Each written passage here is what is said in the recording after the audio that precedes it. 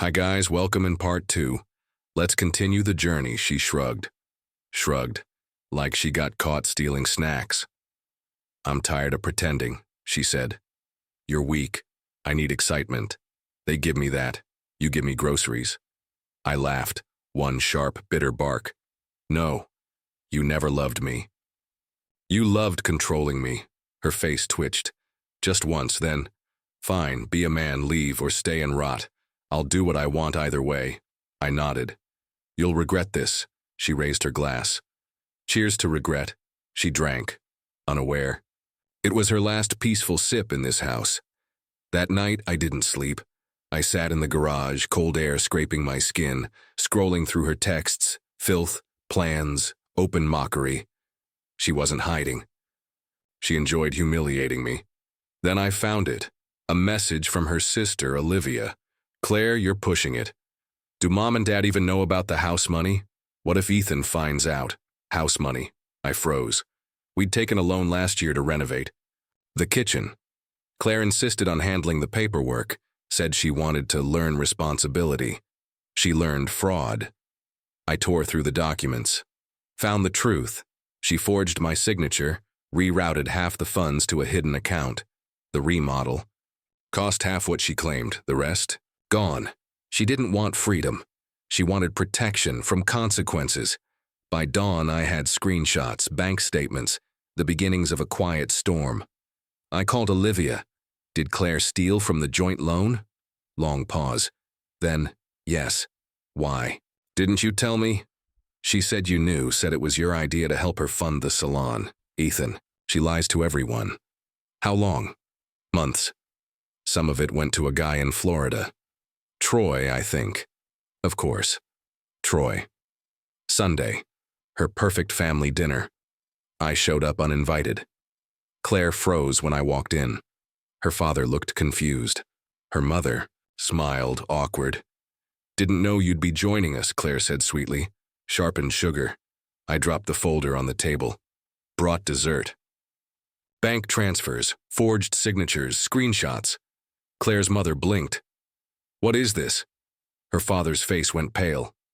Don't do this here, Claire hissed. Why not? You love scenes. She reached for the folder.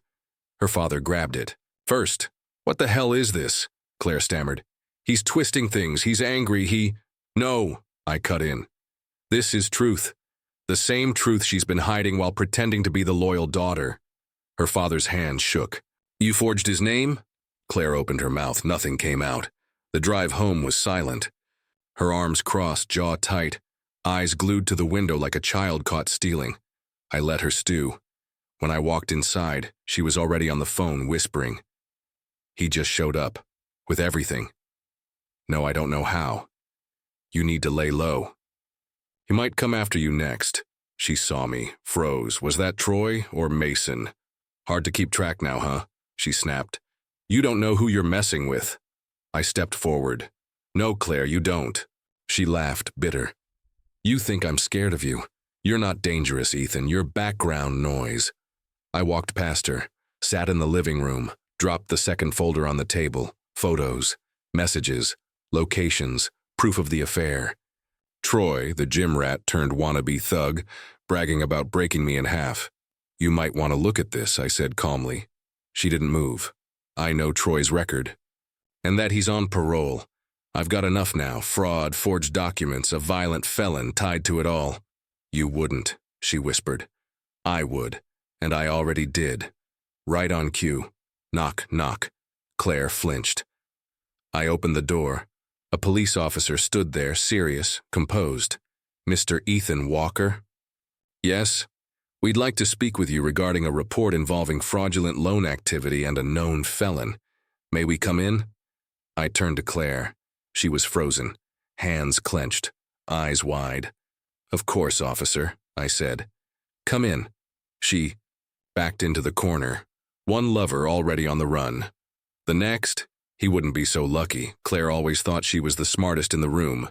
But smart people get lazy. They overlook the cracks. And this time, the cracks swallowed her whole. Loving a felon turned out better than any revenge I'd planned. I stayed calm, polite, cooperative, the perfect betrayed husband. Claire spun her version fast, said I manipulated her for years, painted herself as the victim. What she didn't know was that I'd filed for divorce the day before, with a prenup she'd forgotten she signed.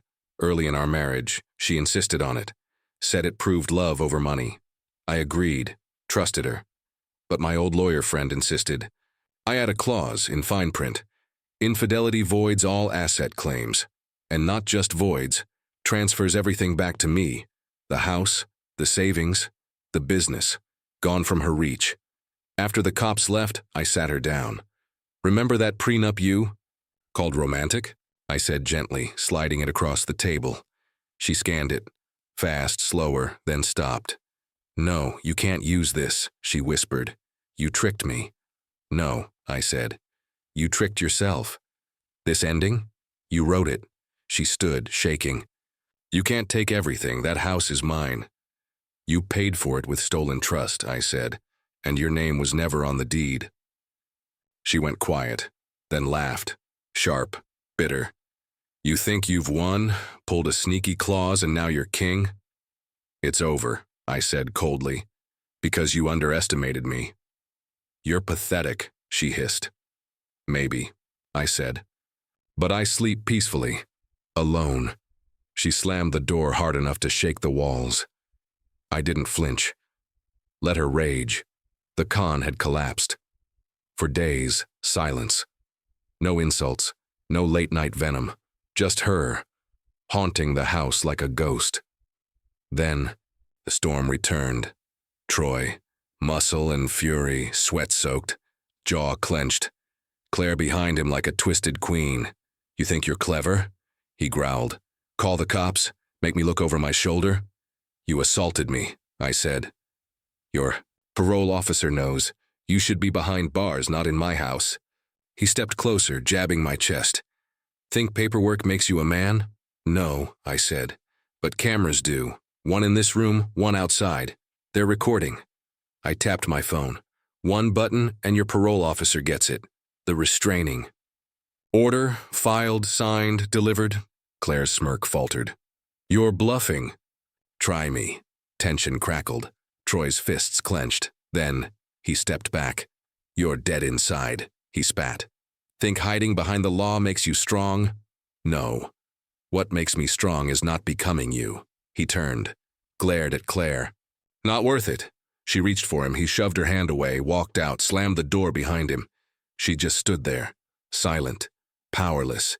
You picked a man who'd break laws for you, I said, not one who'd stay when the game turned real.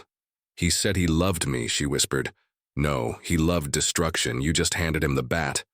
She opened her mouth, maybe to beg, maybe to fight. I didn't care. I walked away.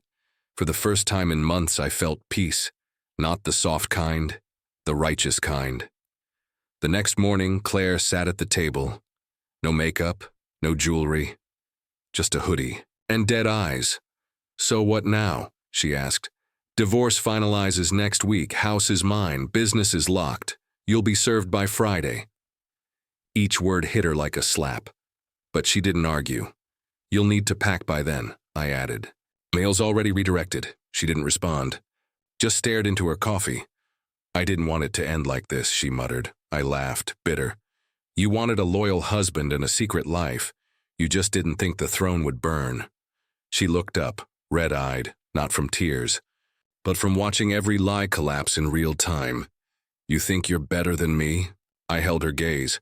No, I know I am. I didn't destroy to survive. You did. She tried to speak, but the venom was gone. I walked halfway to the hall, then turned. You want advice? Her eyes flicked up. Next time someone loves you enough to sacrifice, don't use that love to build a lie. Because even the quietest man eventually learns how to burn bridges. With a smile. That was the last thing I ever said to her.